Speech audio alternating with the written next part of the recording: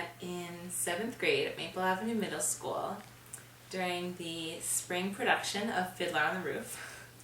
Casey was friends with people I was friends with at the time, so we started kind of hanging out in the same circle of friends. Well, I'm pretty sure it was that my friend Devin was like flirting with you and your friends because he was very suave in 7th grade. Yes, he was and very they, suave. like, it was you and all your girlfriends were like in a group, and he was like flirting, and I was just kind of standing there awkwardly next to him. I will point out that during Fiddler on the Roof, Casey was Tevye, which was the star leading role, so he was definitely, he was definitely someone to be noticed. I was man number 1. An eye for an eye, a tooth for a tooth. That was my only line. So, as far as first impressions, it relates to how we met, where, a very cool, hip 7th grader, and I was dorky standing next to my friend who was trying to flirt with you and your, 4 other friends.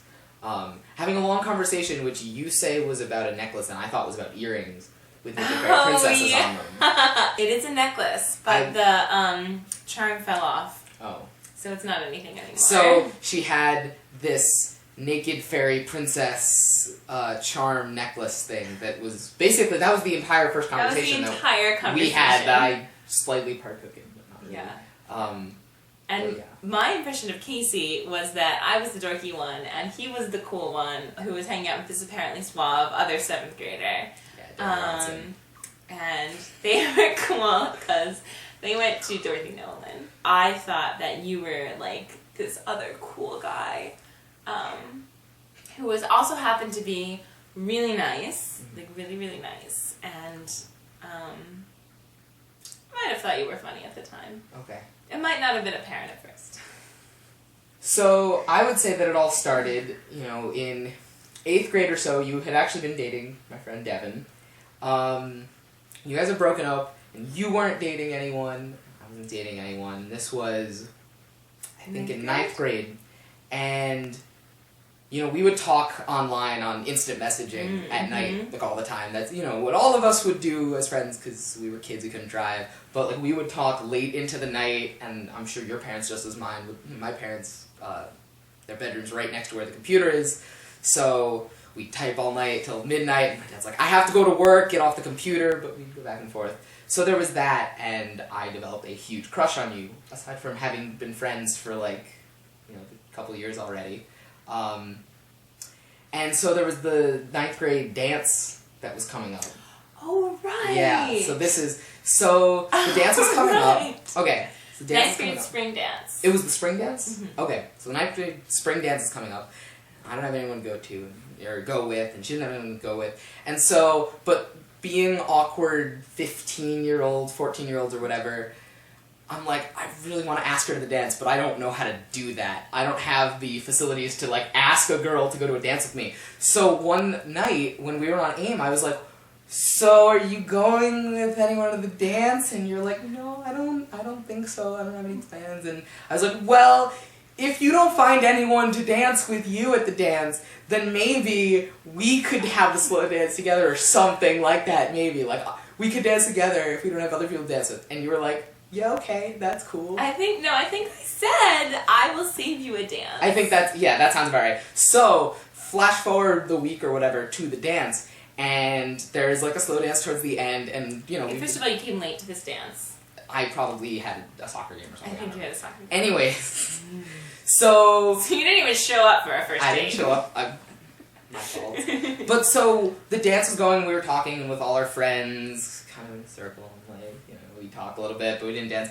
And then there was, some slow dance, and so, sheepishly, I came up and I'm like, oh, can I have this dance? And so, we danced, and then I forget exactly how it happened, but one of your other friends who had was it Chelsea or Deborah or someone else who had just broken up with someone or also wasn't, decided to join. So we're dancing, Probably Deborah. and we have, I think, Deborah also dancing with us.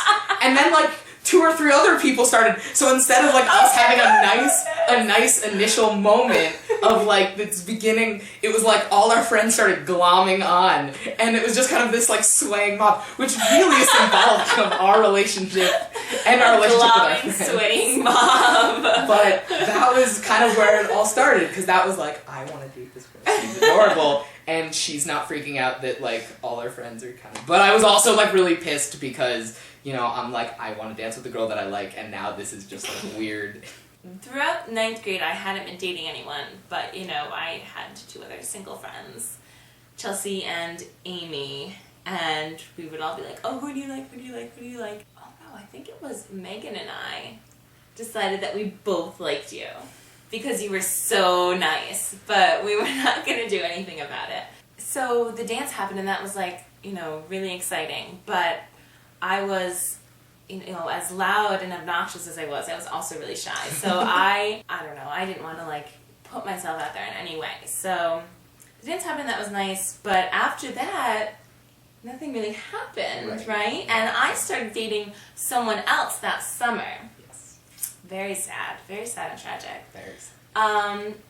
And I dated him until the next March. Yeah, almost a year. Almost a year. So in that time, though, Casey had made it clear that he still liked me. So there was a lot of drama happening, and I'm like, I like you too, because my current boyfriend and I were broken up during that, like, day and a half where Casey's like, well, I like you, and I was like, I like you too. Oh, but now my boyfriend wants to get back together, so I'll give him a second chance, is, I believe, how I phrased it. Poor choices. Poor choices. We all learn from them. So I continued dating him. I wasn't happy, so we broke up in March. Continued to be crushed. You continued. I, you know, slowly ground Casey's soul into a pulp every day that I was with this other guy. I just made puppy eyes at you. It was very sad. It was very sad. So before we broke up during another spring production, Oklahoma, and told him it was for real. For about a month and a half after that, Casey and I, you know, did not get together. I was single. So after that month or so, I mean, I had made it clear that I was interested, and I wanted to give you, you know, your time to, like, get over, you know, what had happened.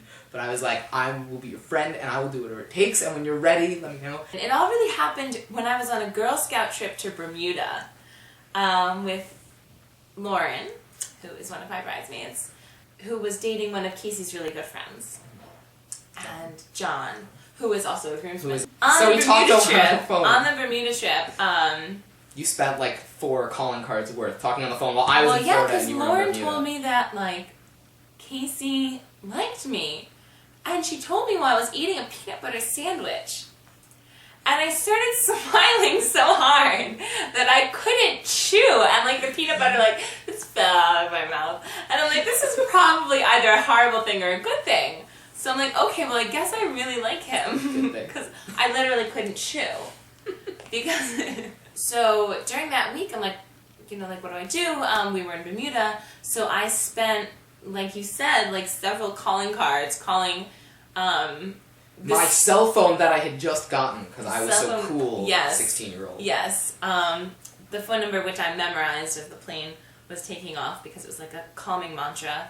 So we talked a lot, and that was really exciting, and then when we got back... We went to the movies for the first time. And we held hands. As a double date. And we held hands, which was very exciting. A lot of smiling. Yeah. And I was wearing my tie-dye because you gave me the monkey hat at the movie theaters. You're right. And then it was, like, a couple days later that I asked you, like, out at our lockers up in that wing that is not an administrative wing at the high school. On May 1st, 2003. Yes. You asked me. I officially asked you. You officially asked me to go out, to be your girlfriend. Yeah. So that is how it all began. I never thought that I would meet my spouse in 10th grade. I was, of course, a, like, romantic 15, 16-year-old who had, like, strong hormonal feelings of love, grandiose feelings of love and things, but the idea of marriage was not in that. I, on the other hand, knew that we were going to be together forever, whether or not you had any say in it. Okay, when did you know that? I don't know, like immediately. Like immediately. So... Immediately at the 9th grade dance or immediately at the movie? Okay. I don't know, with the peanut butter. Okay, with the peanut butter. Yeah. Fair enough. I started thinking Casey was the one I mean, in the same kind of, there's a lot of puppy love at first. So, like you said, like a lot of teenage feelings of love and foreverness and things like that. But even after the puppy love period kind of ended, I still like never could conceive myself as with anyone else. Yeah, like in those terms of the one, that's a scary idea. Maybe not for a young very woman, confident but for 16-year-old but lady. for a 16 up to maybe 20-year-old male, it's a scary concept to like think, because the rest of your life is a scary concept. At least for me, the rest of your life is a scary concept to think in long terms.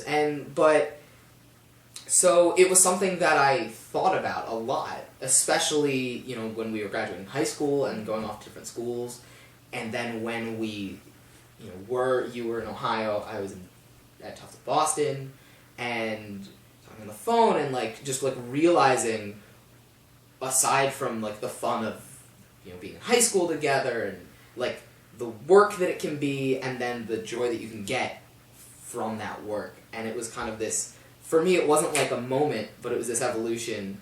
I mean, a big part of it actually was when we studied together in Israel, where leading up to that, I'm like, I know that I care so much about Sari, and I can't see myself being with anyone else, but I still I have all these reservations on, like, that idea of marriage and the rest of our lives and how I want to do that. I mean, at that time, if you asked me then, are you going to propose when you graduate? I'm like, I would be like, oh, I don't know.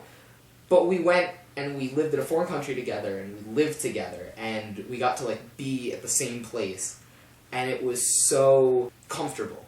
Yeah. It was so happy, right? Like at a point where like many couples break up because there's just a lot of stress and a lot of tension and a lot of like mundane stuff that has to be taken care of. If you are spending every day with someone and you like are taking care of, you know, a dorm apartment, but still an apartment. Wash the bathroom and take out the garbage. Like at that moment when things could have gone very wrong, they went really right, and it was just like, well, this is a thing that I could see as the rest of my life and kind of have that home, and so that was for me the moment combined with this, accumulation. Gradual process. Yeah.